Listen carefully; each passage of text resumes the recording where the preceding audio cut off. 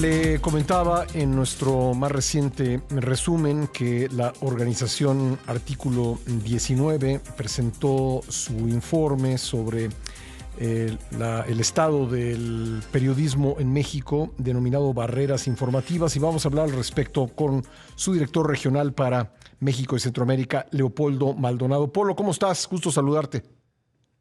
Gusto en saludarte, Pascal. Muchas gracias por el espacio. ¿Cuáles serían los principales puntos de su informe que comentarías con nuestra audiencia, Polo? Pues mira, hay un incremento preocupante de agresiones contra la prensa del 2023 a 2024. Estamos hablando de prácticamente un 14% en las agresiones en contra de periodistas, un total de 639 agresiones cometidas contra medios de comunicación y periodistas durante el 2024. Esto representa una agresión cada 14 horas, Pascal. Y evidentemente, pues esto sigue colocando a México como uno de los países más peligrosos para ejercer el periodismo y sin lugar a dudas el más peligroso de las Américas, en un contexto donde además pues compartimos una región con países como Haití, Venezuela, Nicaragua, ¿no? Y que el hecho de que México sea el más peligroso, pues nos debería de llamar a la reflexión. Desafortunadamente lo que vemos es una muy pobre reacción del Estado mexicano a través de sus diversas instancias. Damos cuenta, por ejemplo, que se mantienen en la impunidad el 85% de los casos que se denuncian, y que además instancias como el Mecanismo de Protección a Periodistas y Defensores de Derechos Humanos sufrieron una reducción presupuestal para este año. Cuando la tendencia de agresiones va a la alza, pues no corresponde con esta disminución del 4.5% en términos reales que sufre para operar y para brindar medidas de seguridad a la prensa que está bajo un alto riesgo en el país. Entre esas 639 agresiones, de acuerdo con lo que ustedes publican, hay 5 casos de asesinato, ¿verdad? Así es, 4 asesinatos cometidos el año pasado y desafortunadamente se encontró el cuerpo de un colega desaparecido desde el 2020 en Guanajuato, lo que nos lleva a estos 5 colegas que fueron ultimados por ejercer su periodismo Uh -huh. y por ser críticos a los gobiernos locales y a los poderes fácticos. ¿Qué es lo que ha pasado con los asesinatos de periodistas, no solo los del año pasado, sino los de años anteriores? ¿Qué porcentaje de ellos se resuelve, termina con una o varias personas detenidas y encarceladas por el crimen? Pues mira, básicamente se mantienen en estos niveles de impunidad que comentaba hace un momento. Alrededor del 85-90% de los casos de asesinatos no se resuelven por muy diversas razones, y más difícil va a ser que se procesen estos casos cuando instancias como la propia FGR, en concreto la Fiscalía Especial para la Libertad de Expresión, que pertenece a esta institución de Procuración de Justicia, también ha sufrido recortes presupuestales. Lo mismo sucede, por ejemplo, con el Poder Judicial, que sufrió un recorte bastante significativo a nivel federal del 30%. Pero esta impunidad endémica no solamente tiene que ver con presupuestos, no solamente tiene que ver con recursos financieros, tiene que ver también con las dinámicas de complicidad que existen entre perpetradores y autoridades que encargadas de procurar y administrar justicia. Recordemos que la mayoría de las agresiones, en el caso del 2024, el 45% fueron cometidas por autoridades públicas. Y eso nos da una explicación de por qué no se llega hasta las últimas consecuencias. Muchas de las veces lo más que aspiran nuestros colegas víctimas de la violencia es a que se detenga a un autor material, pero rara vez se llega a los autores intelectuales, a quienes ordenan estas agresiones para callar estas voces críticas.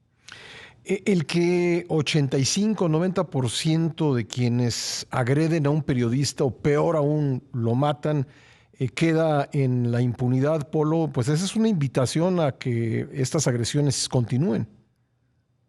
Así es, Pascal. Y lo peor de todo, coincidirás con nosotros, es que este tema, que es de muy alta preocupación en la comunidad internacional, que ha puesto el foco en México desde hace ya más de una década por la situación de la violencia contra la prensa, pues ni siquiera figura en el discurso oficial.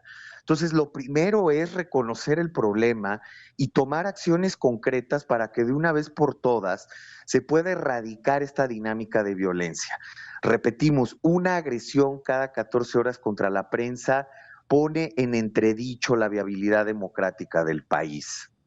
Pues sí, en el mejor de los casos escuchamos que algún funcionario lamenta lo ocurrido y ahí se queda, ¿no? La verdad es que no hay una acción mayor, no hay una condena tajante, no hay un documento del gobierno que hable de los casos y que diga que esto es inaceptable. Hay básicamente silencio por parte de la autoridad. Hay silencio por parte de la autoridad, pero a la vez también encontramos todavía esta estrategia de estigmatización en contra de la prensa desde la tribuna pública, que si bien en el caso de la presidenta Claudia Sheinbaum ha disminuido respecto a su antecesor, pues en realidad ya es una práctica muy común entre los actores políticos. Precisamente ayer publicábamos una alerta haciendo un llamado al gobernador Alejandro Armenta en Puebla para que dejara de hostigar desde el discurso público al director de Consulta, Rodolfo Ruiz. Pero como estos casos suceden muchos a nivel local, y no solo desde el oficialismo, sino ya desde diversos partidos políticos, parece que es una práctica que ya se ha instalado y se ha instalado precisamente porque no hay consecuencias. Polo, ¿cómo pintan las cosas hacia adelante? ¿Qué estás viendo? ¿Estás viendo espacios para pues la mejoría de la situación, para que haya más seguridad en el trabajo que realizan los periodistas o podemos prever otro año malo para nuestro oficio? Nosotros prevemos que se va a mantener esta tendencia a la alza. Hay algunos espacios de diálogo, sobre todo con el mecanismo de protección federal, que como ustedes saben está coordinado por la Secretaría de Gobernación, pero lo que siempre hemos dicho, Pascal, es que si bien el fortalecimiento del mecanismo es necesario, esta es una instancia reactiva, esencialmente reactiva. Se necesitan políticas de prevención y una de las mejores políticas de prevención es el reconocimiento de la labor periodística y su aporte a la democracia. Y lo que vemos es totalmente en sentido contrario, que hay estigmatización, que hay descalificación, que hay campañas de odio contra la prensa.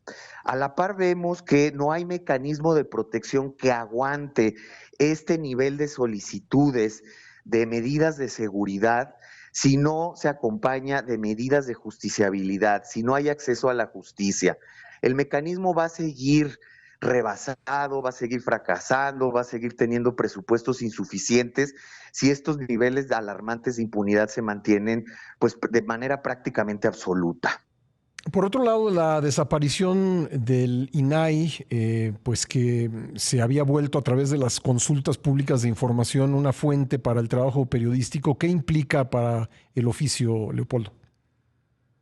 Pues a la par de esta situación ya de por sí complicada, el hecho de que desaparezca un organismo garante, independiente, técnico, especializado, autónomo, pone en mayor riesgo a la prensa también, pero también socava el derecho a la información de la sociedad. Recordemos que el INAI no era solamente para periodistas, si bien son los usuarios más asiduos de estos mecanismos de transparencia, pues en realidad es una institucionalidad, un sistema, un verdadero sistema que provee de información pública de la cual las autoridades son depositarias, no son propietarias. La información nos pertenece a todas y todos. Entonces el panorama no pinta bien porque otra vez se pone en riesgo a la prensa de conseguir información que debería de estar a disposición del público, Uh -huh. pues por otras vías más peligrosas, ¿no? Y no pinta nada bien este nuevo sistema, carente de independencia, y en donde además se aumentaron en las reformas a la ley de transparencia las causales de reserva o de negativa de información. Ujú. Nada más por poner un ejemplo, ¿no? Se agregó una causal en donde se dice que no se puede dar información que cause daño al interés del Estado. Así de amplio y de ambiguo, pues precisamente para promover la opacidad. Ujú.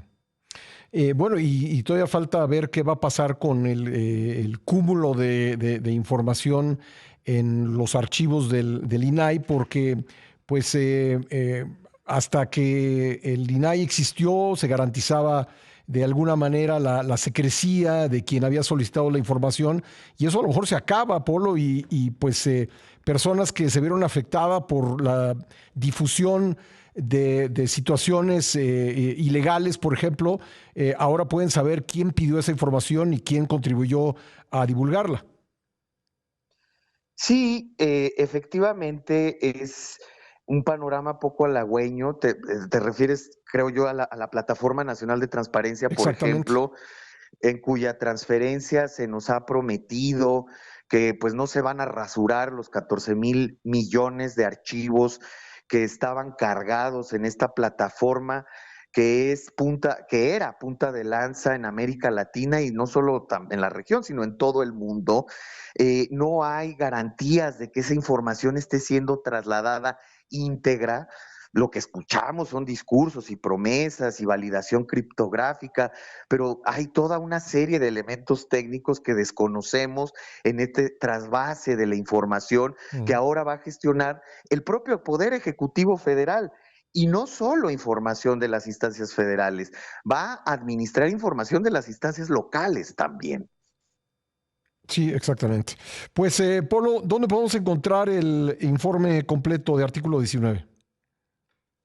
Lo pueden encontrar en nuestra página artículo19.org/barreras informativas y ahí pueden leernos estas 180 páginas con evidencia, testimonios, datos duros de la situación alarmante que enfrenta la libertad de expresión y el derecho a la información en México. Leopoldo Maldonado, director regional de artículo 19 para México y Centroamérica. Te agradezco mucho que nos hayas acompañado esta mañana.